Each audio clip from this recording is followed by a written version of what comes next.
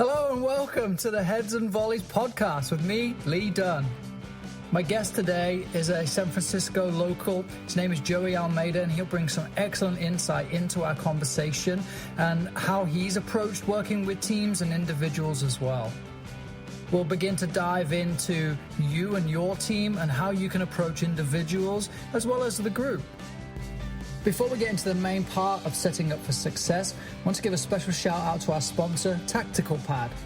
You can head over to tacticalpad.com or search it in any application store that you have on your cell phone. You can find the app right there, download it. It's real simple to use. You can set your markers out on the field. You can animate the movement of your players. And it's a fantastic tool to not only have for yourself as a constant point of reference when you're planning your sessions, but also something you can share with your players. And in this podcast, we'll actually talk about how you can involve your players in setting up for success. So Tactical Pad is a fantastic sponsor for this.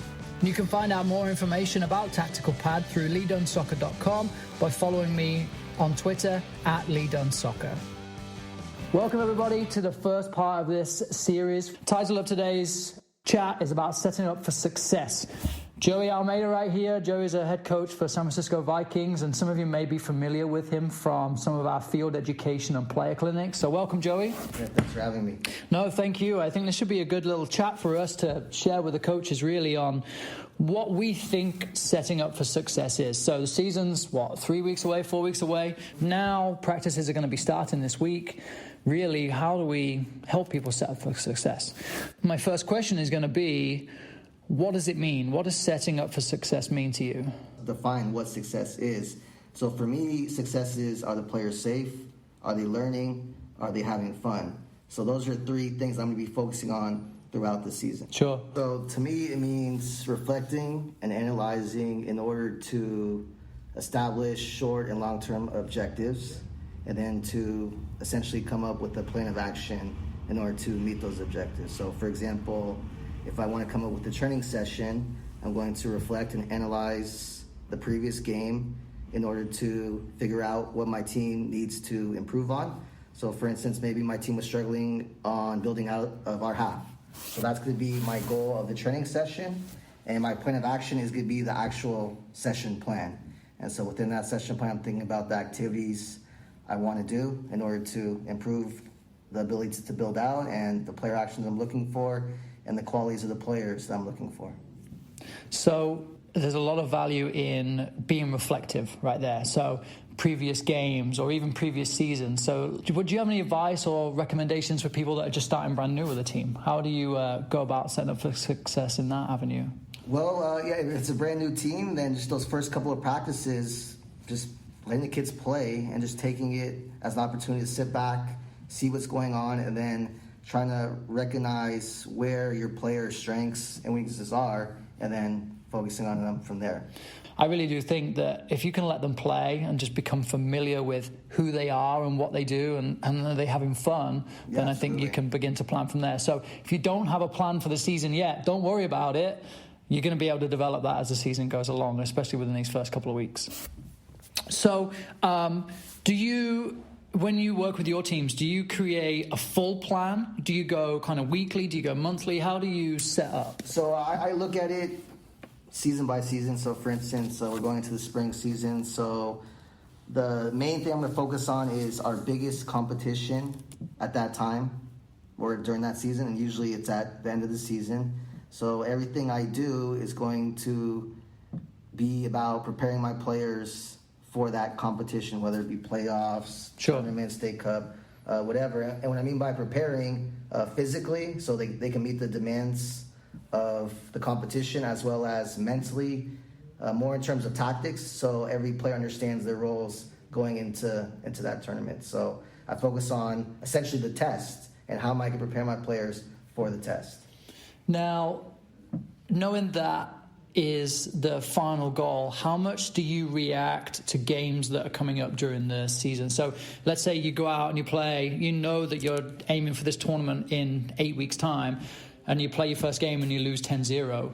Now, how does your planning for that, how much of it is affected by that one result? I stick with the plan. I mean, my goal is not necessarily to win the tournament or win games, just to improve the players And if we win, that's just the added bonus. Sure. And I think the idea of setting expectations, because I think it's very easy to react to a 10-0 loss and think, oh my goodness, everything I'm doing is completely wrong. And I know I've been on the end of those results too, but if you have a good rapport with your players and you have set expectations, then everybody knows that this is the defining moment of the season, so that's what we're going to build towards. Yeah, absolutely. So then another real question is, what's realistic? Is it realistic for a team to say we want to win the league? Is it something realistic to say I just want all of my players to return? Do you have kind of specifics in terms of what is realistic for the group of players that you're working with? So for me, I try to focus on what I have control over. So saying to win the league, there's a lot of variables that come into play, things I have no control over. Yeah. But in terms of retaining a player, I feel like I have a lot of control in that regard. Going back to the three things, if the players are safe, they're having fun, they're learning, they're more likely to come back. Do you have expectations for every player or like a goal list? So by the end of the season, you are going to be able to achieve X, Y, and Z. Do you have anything like that? Do you ever set that with players? Yeah, so, going back to, what if you take a new team over, and I do this with my teams too. The first couple of practices, I just let the kids play. And while they're playing, that's an opportunity for me to pull players aside and have a little discussion and talk about what their goal for the season is. So, for instance, the first question I'll ask them is, what are your strengths and weaknesses? And then once they outline those, I'll say, always continue to develop your strengths. And now the weaknesses, how can we turn these weaknesses into strengths? And then we come up with a plan of action. So something like maybe a player wants to improve juggling. Sure. So we'll say, okay, in 1 month, where do you think you could be at? And we'll ask them, where do you think you could be at? If he says 1,000, then we may say, okay, maybe you want to lower it a little bit, right? But if you say 100, maybe that's realistic for that player. Yeah. And then so that meeting is essentially the starting point, and then they have to come up with a plan of action. So maybe it's juggling for 5 minutes twice a week. And then, throughout that month, maybe halfway through, we meet and kind of see where he's at. And if he's going to, maybe he's already met his goal, so then maybe we need to make it a little bit more challenging. Or maybe he's a long way from getting to 100, then maybe we lower it a little bit. So, just meeting with the players. Yeah, I think it's super valuable because you build a relationship with Absolutely. them. And now I'm able to say, hey, Joey, how are you? Hey, Joey, how are your juggles coming? Have you been juggling? Have you been practicing? Because I can hold you accountable then too. And to add to that, it's also great to get the parents involved because the parents want to know what you're doing. Of course. And so now you bring the parent involved, the parent can hold the player accountable too. And it could be something like the kid wants to work on passing. Now you can pass the ball back and forth with his mom or dad, or maybe he wants to work on dribbling to be a defender. He can play 1v1. So it becomes fun and not necessarily a chore, Yeah, so absolutely, yeah. Just trying to find a way to make it enjoyable, but at the same time, get the players to take responsibility for their development. So would you put an emphasis more on individuals than a team goal? Yeah, but also team goals are important too. Okay. Are important too. So, in terms of team goal, once again, I would take a similar approach. It's, what are the team's strengths? What are the team's weaknesses? And this would be a collaborative effort. It'd be a conversation with all the players. And then we try to come up with a goal that we believe is achievable. And then we set actions or steps to work towards that. And so that brings me on to one of my favorite parts is involving players in their decision making that's going on. So it's all right for a coach to turn up and say, hey, we're going to work on passing this week, but how much ownership do coaches give their players? And I think this is something we spoke about before, where if you're not giving the players the buy-in or the opportunity to have a voice heard, regardless of their age, I feel like they may begin to resent what they're being told sometimes, and they could begin to push back on that. And it's kind of like the approach you first took. This is what we're going to do. Maybe ask the players, hey, what do you think we need to work on? Sure. And then, they might say, oh, yeah, we need to work on passing. So now we're on the same page. And then you ask them, how do you think we can improve on the passing? And you take the input that they get and you put it into consideration. Mm-hmm. And, once again, once they're involved, they're more likely to get it done. So. And I think as an introductory coach too, or somebody with a little bit of experience or even a lot of experience, you ask your players, they will generally give you real accurate topics to work on. And then as a coach, you can go as deep as you want with that. Absolutely. So if, for example, passing, we all like to work on passing, but why, in what area? So you talk about building out of the back, passing with a purpose. Is it passing in terms of crossing to finish so we can score a goal? Or is it passing into feet or into space? Absolutely. And now as a coach, you can begin to challenge your players in different ways.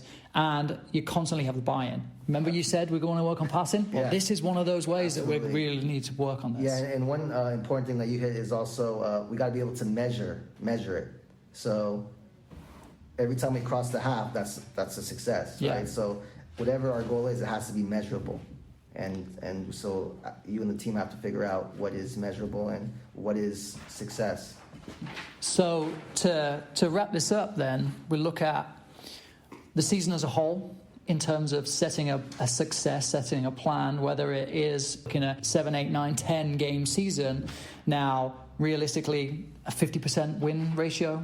Maybe if they lost all of their games last season, it might be a 1-game win because that's something that is possibly achievable. Yeah. Of course, these are things that may be out of your control. Absolutely. But then as a team, you can then build, we want to win a game.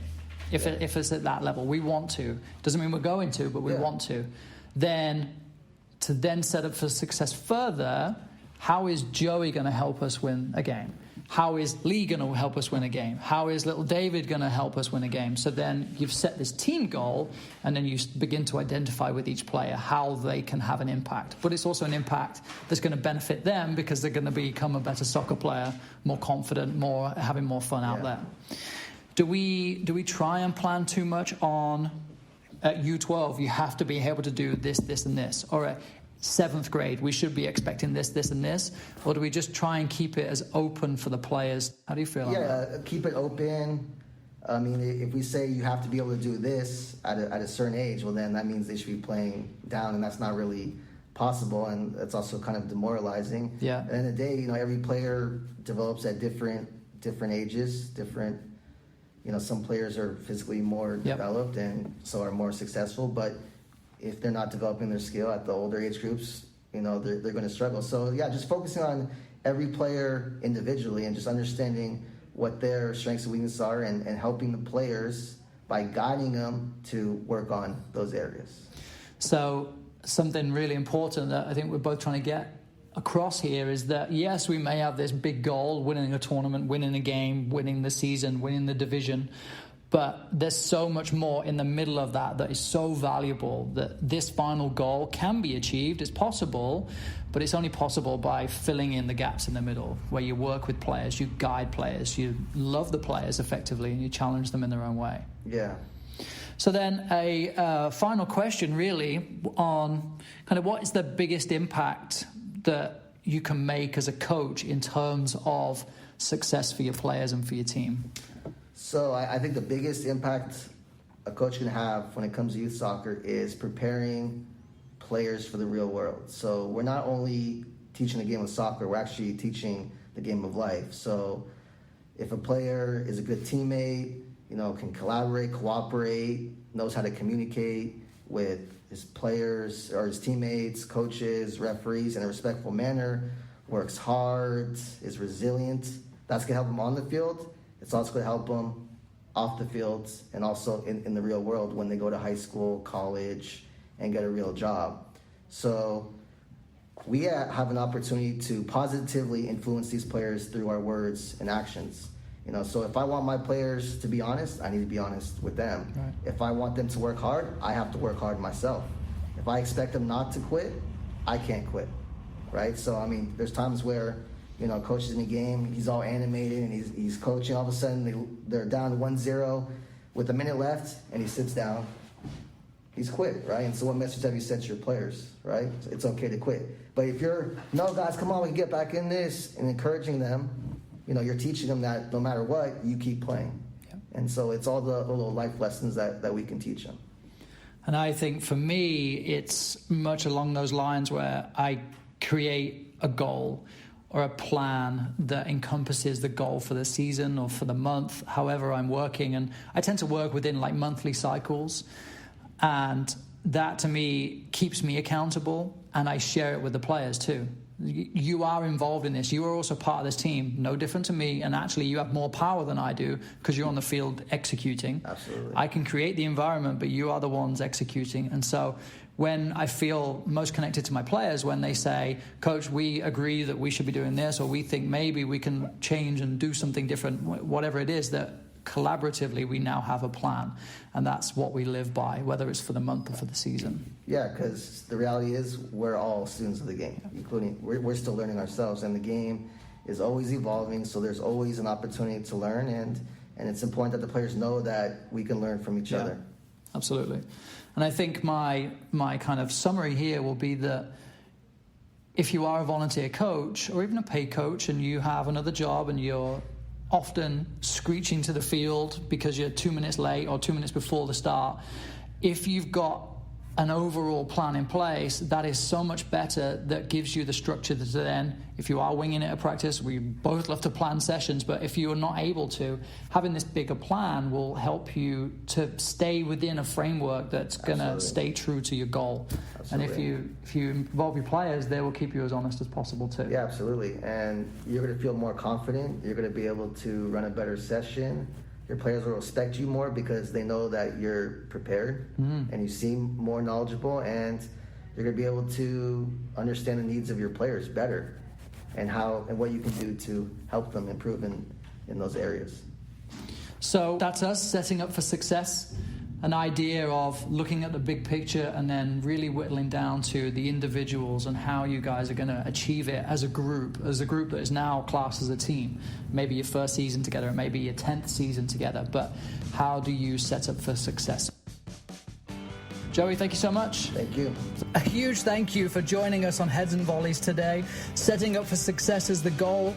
And of course, we want you to share this word as much as possible. Follow me again on Twitter @LeeDunSoccer. Give me a tag.